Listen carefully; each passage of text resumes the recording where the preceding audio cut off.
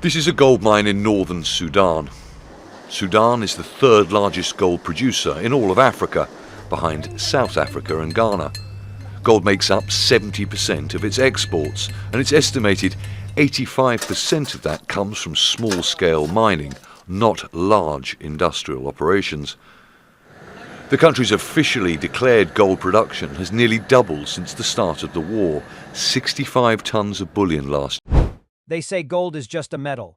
But in Sudan, gold is power. It fuels wars, changes governments, and attracts global giants who pretend to care about democracy when all they really want is control. Tonight, we take you deep inside one of Africa's most misunderstood crises, where American concern for Sudan hides a much darker truth. A gold rush cloaked in sanctions and a silent trade war the world isn't supposed to see. When Washington talks about saving Sudan, it sounds noble: peace talks, humanitarian aid, democracy. But look closer and follow the money. Behind every speech, behind every sanction, there's one thing glimmering in the background: Sudan's massive, unregulated gold fields. In 2023, while the world watched Sudan crumble into chaos, the U.S. issued statements calling for peace, stability, and democracy. But just beneath the surface, U.S. officials and corporations were tracking something else: over 90 tons of gold leaving Sudan each year, vanishing into shadow markets, funding militias, and empowering leaders Washington couldn't control. Sanctions, they said, were meant to punish corruption. But in reality, they punished competition, because the West wasn't losing sleep over Sudan's suffering. They were losing sleep over who controls the gold trade. Russia, the way, and China were quietly cutting the U.S. out of Africa's new gold network.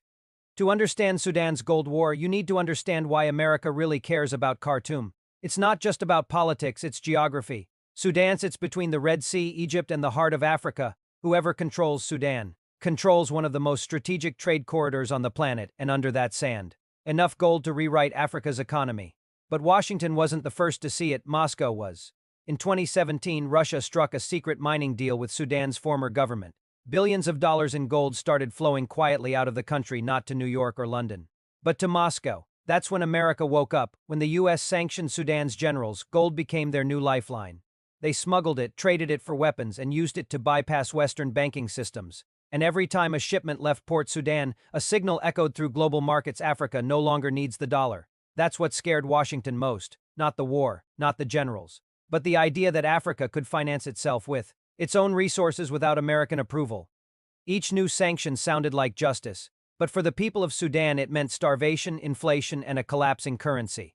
Meanwhile, the gold still moved, just through new routes and new hands. Behind the curtain, three players emerged. Number one, the Rapid Support Forces, accused of atrocities but also controlling key gold mines.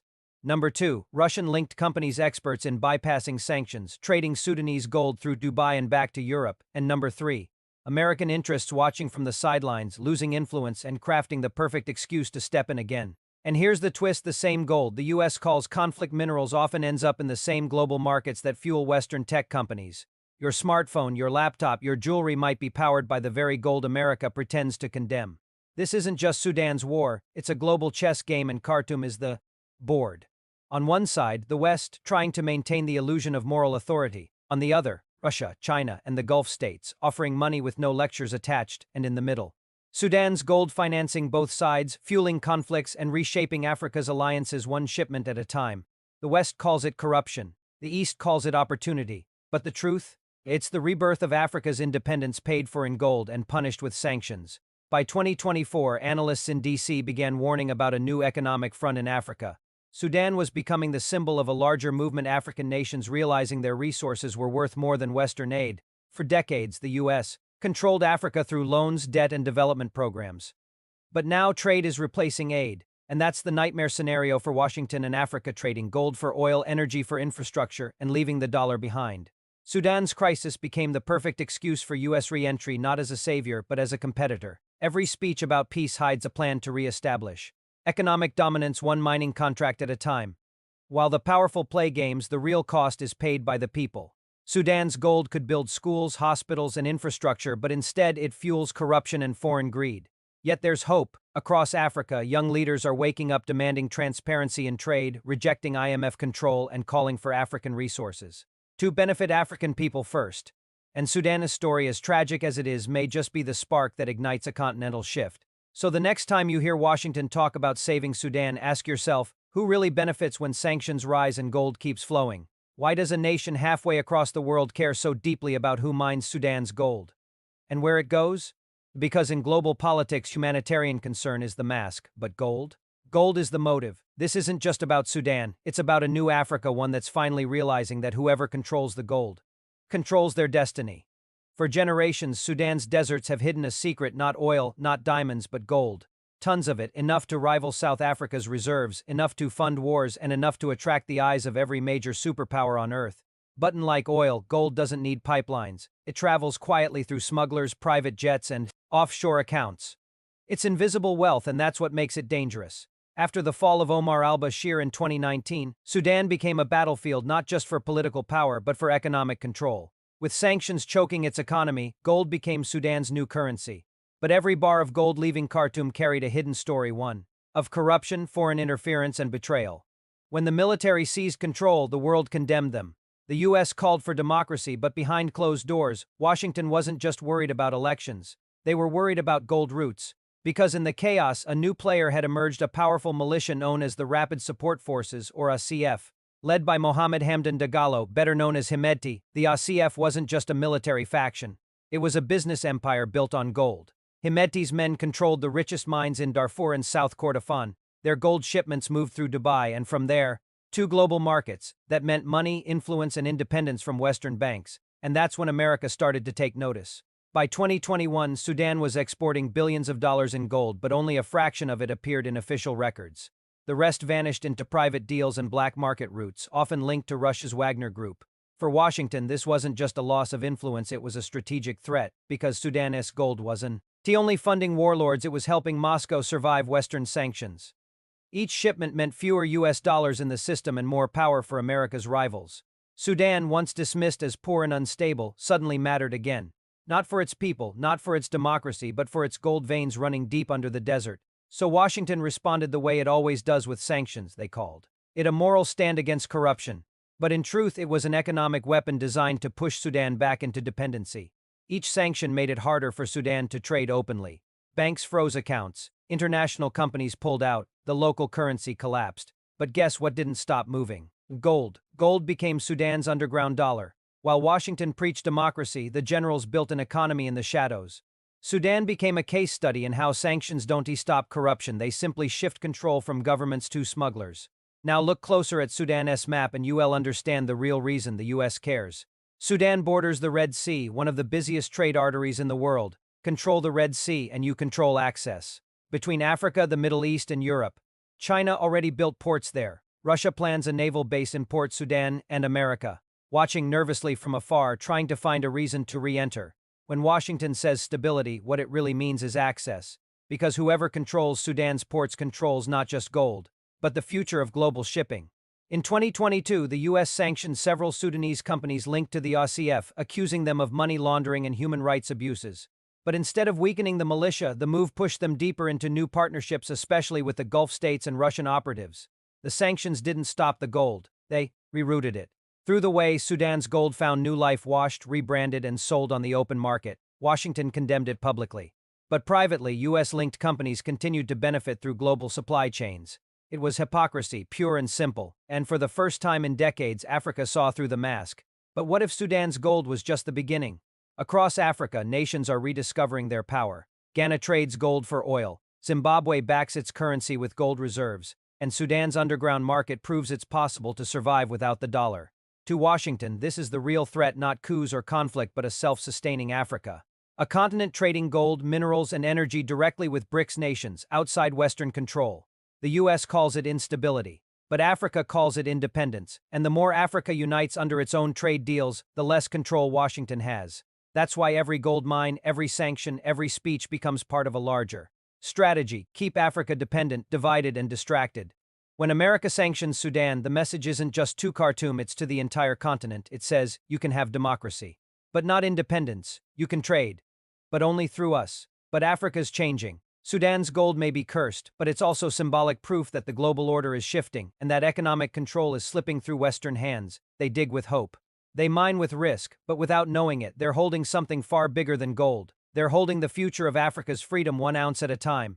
So when you hear about Sudan's sanctions in the news, Don't just think of politics. Think of gold bars shipped in silence. Think of power traded in shadows. Because the real war isn't fought with guns, it's fought with resources. And in that war, Sudan has become the heart of Africa's awakening. Every empire has its weakness. For the British, it was overreach. For the Romans, it was greed. For America, it might just be Africa's gold. Because as Washington fights to protect its influence, a quiet revolution is happening not in speeches or protests, but in trade agreements, currency swaps, and the return to real value. While the US uses sanctions as weapons, the rest of the world is learning to live without them. BRICS, Brazil, Russia, India, China, South Africa, once seen as just an alliance, is now becoming a new financial order. When Sudan's gold routes were blocked by Western sanctions, they didn't dry up, they redirected to Russia too. China and two African nations who've had enough of dollar chains. These leaders see opportunity where Washington sees chaos. To them, Sudan isn't a crisis zone, it's a strategic partner in building a gold-backed trade system, and gold is the one thing the US can't print. For nearly 80 years, America's power has rested on one thing: the dollar's dominance in global trade. But when nations start trading outside it, the illusion of control starts to crack. That's why every time an African country turns to gold or local currency trade, Washington reacts with sanctions or concern, because what's really being threatened is not democracy, it's the dollar. Remember Libya? When Muammar Gaddafi tried to create a single African currency backed by gold, he wasn't just defying the West, he was challenging the system itself. And the system answered with war. Now, years later, Sudan's gold whispers the same rebellion, this time quietly, strategically, and globally supported. Across the continent, new trade routes are emerging from Cairo to Cape Town, from Lagos to Khartoum.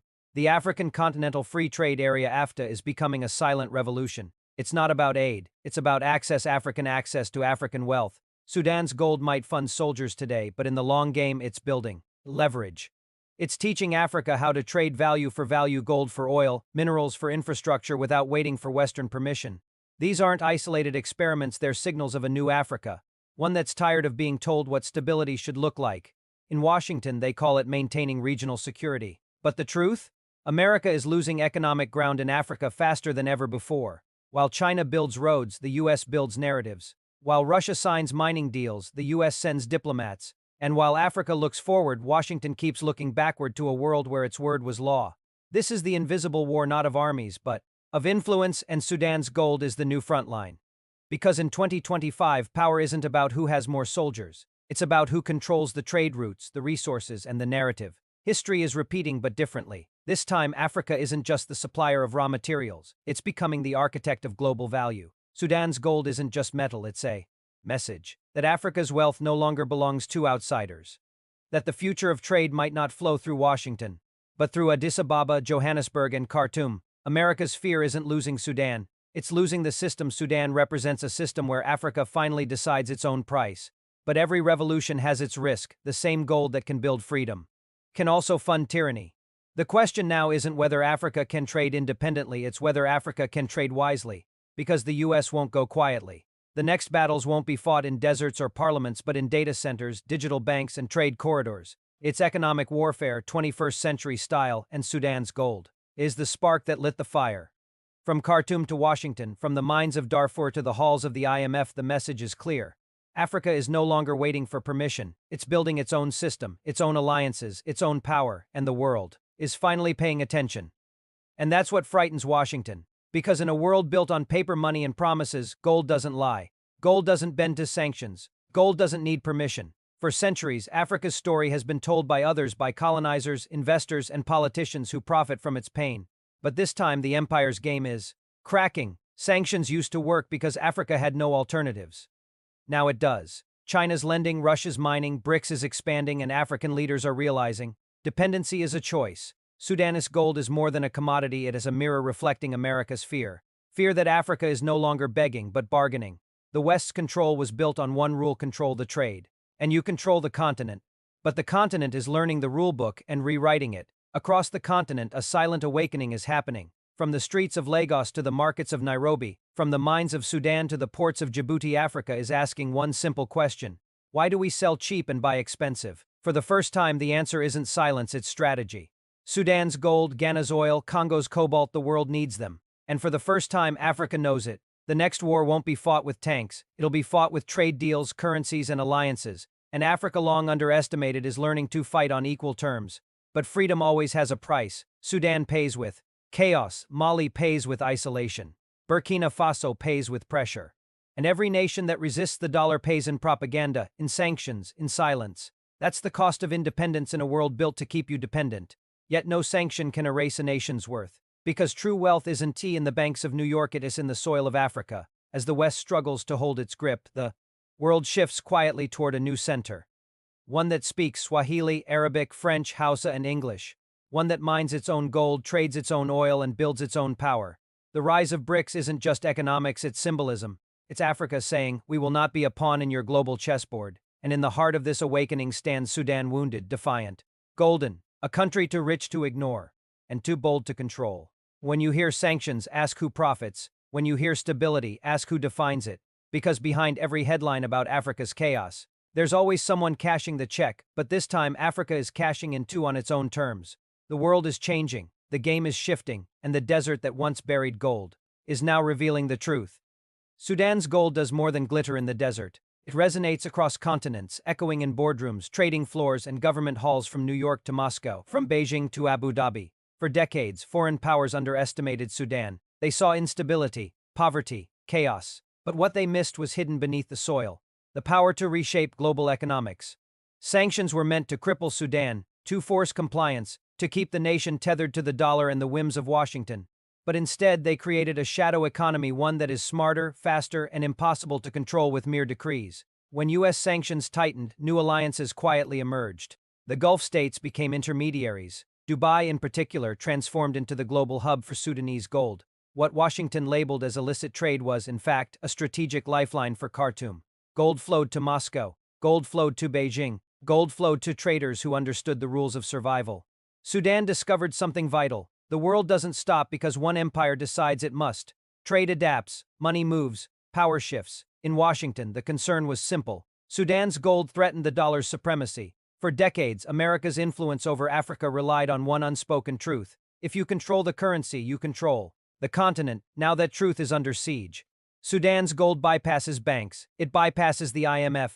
It bypasses the systems Washington once assumed were untouchable. And the ripple effect is clear. When one nation breaks free, others follow. Ghana, Ethiopia, Zimbabwe, all experimenting with alternative trade methods. Africa is no longer waiting for permission. It's acting. BRICS is more than an alliance. It's a blueprint for economic sovereignty. China builds infrastructure, invests in ports, and trades directly with African nations. Russia trades security for resources. And through it all, gold becomes the invisible currency of independence. Sudan's gold is at the heart of this shift, a physical, undeniable asset that cannot be printed or manipulated. It gives leverage, it gives freedom, and it terrifies the old powers.